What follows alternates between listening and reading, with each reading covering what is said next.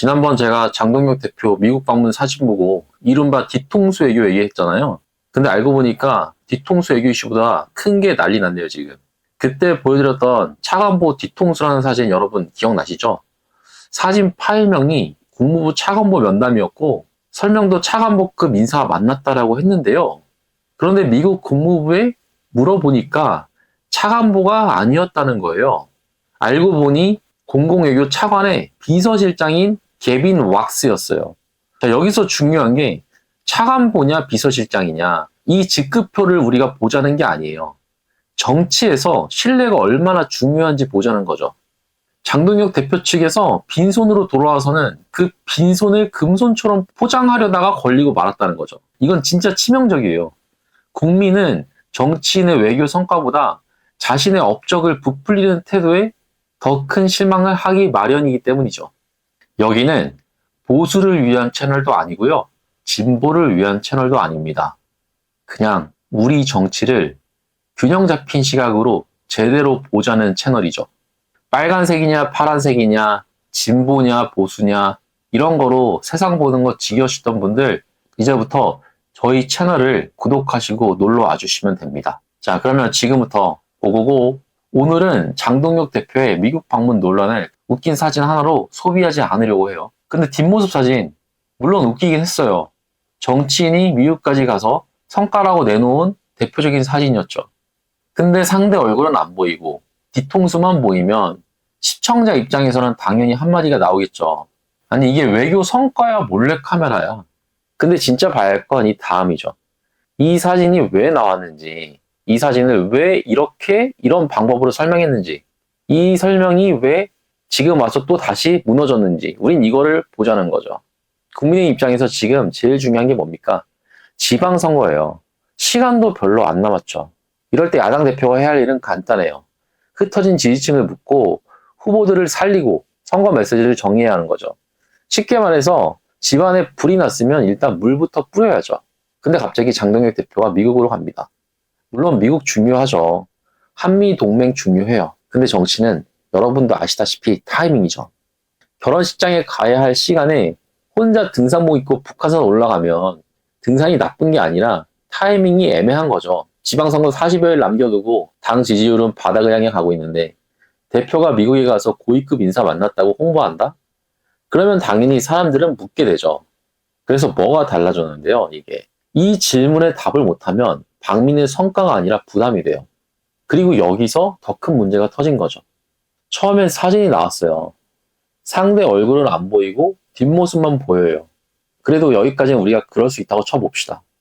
외교 일정에서 상대방이 공개를 원치 않을 수도 있고 사진 각도가 이상하게 나올 수도 있고 보안 문제도 있을 수 있어요. 근데 문제는 사진 파일명이었어요. 국무부 차관보 면담. 자, 여러분, 이건 그냥 실수로 넘기기가 어려운 거죠. 왜냐하면 정치정보에서 파일명은 그냥 저장 이름이 아니에요. 그 자체가 메시지인 거지. 우리는 이 사람을 이렇게 소개하겠다는 정치적인 포장지인 거죠. 그런데 나중에 확인해 보니까 미 국무부가 밝힌 인사는 정작 차관보가 아니라 공공외교 차관 비서실장이었던 거예요. 그러면 시청자 입장에서는 이런 생각이 드는 거예요. 아니 그럼 처음부터 누구를 만난 거야. 여기서 우리의 신뢰는 무너져 버리죠. 물론 여러분 반론도 가능해요.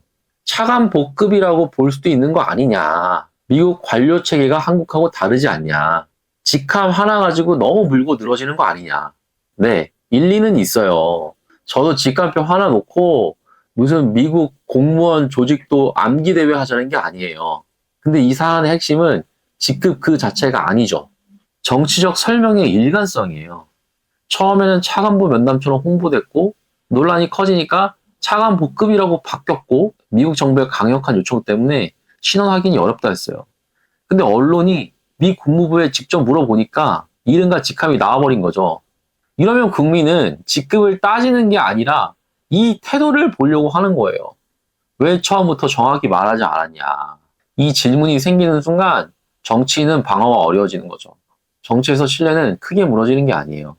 작은 설명 하나가 틀어질 때 서서히 빠지는 거죠. 타이어 바람 빠지듯이요. 처음엔 별거 아닌 것 같은데 어느 순간 핸들이 흔들려 버려요. 지금 국민의힘이 딱 그 상태로 보여요. 더 난감한 건 이 논란이 터진 시점이에요. MBS 조사에서 국민의힘 지지율은 15%까지 나왔어요. 물론 여론조사 하나로 세상이 끝나는 건 아니에요. 조사는 조사고 민심은 계속 움직이는 거니까요.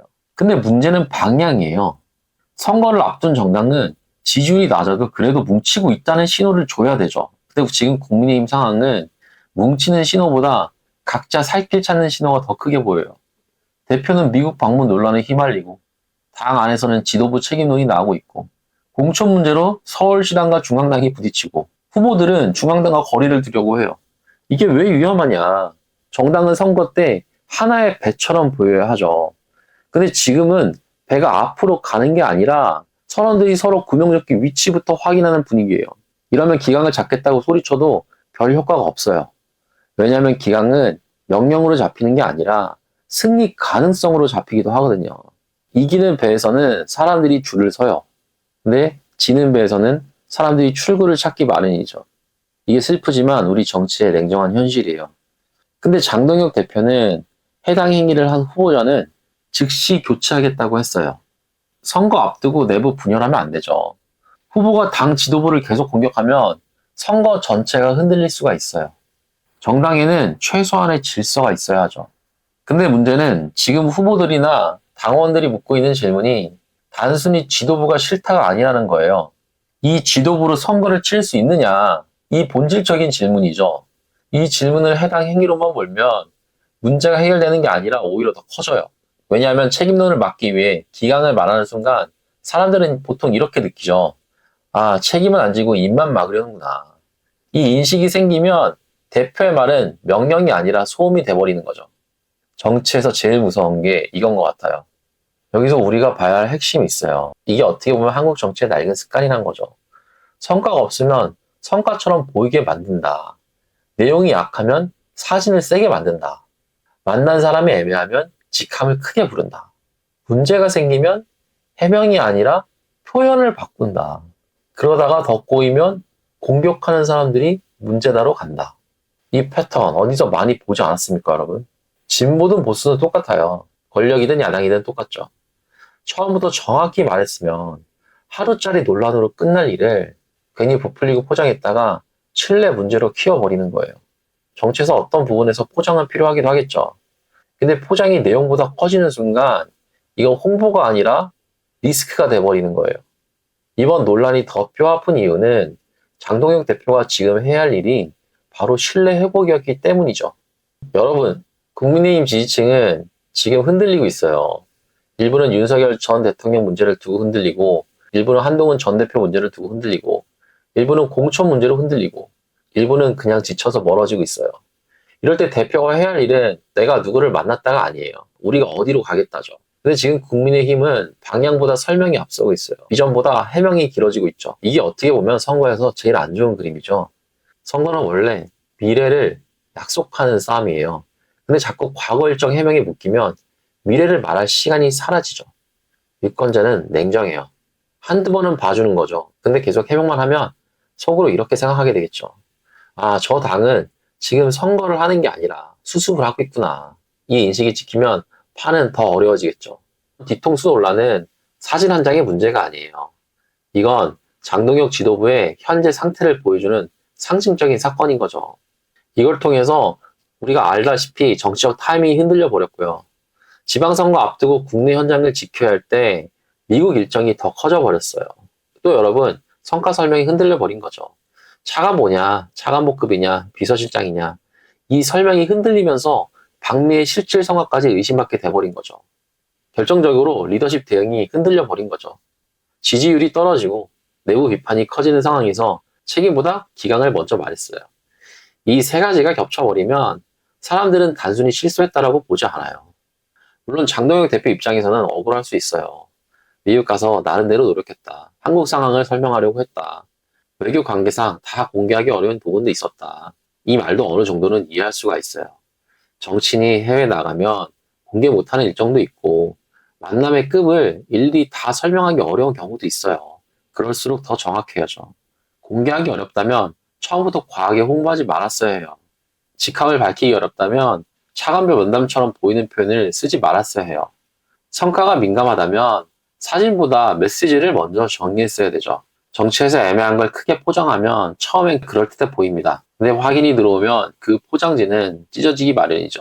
그리고 포장이 찢어지는 순간부터 내용까지 의심을 받는 거예요. 이게 이번 논란의 핵심이에요. 국민의힘은 저쪽이 문제라는 말로만 계속 얘기하는데 사실상 우리는 이렇게 하겠다가 있어야 돼요. 지금 국민의힘 메시지는 자꾸 누가 배신자냐는 쪽으로 흘러가는데 지지층 일부 결집에 도움이 될 수 있어도 선거 전체를 이기게 만들기는 어렵다고 봅니다. 왜냐면 선거는 이미 화난 사람만 데리고 이기는 게임이 아니거든요. 망설이는 사람, 실망한 사람, 돌아설까 말까 고민하는 사람, 이런 중도층까지 다시 붙잡아야 이기는 게임이 되죠. 그리고 이번 사건을 이렇게 정리해보고 싶습니다. 뒤통수 사진이 문제가 아니라 그 뒤통수 뒤에 숨은 정치의 허술함이 문제였어요. 정치에서 사진은 순간입니다. 하지만 해명은 기록이 되겠죠.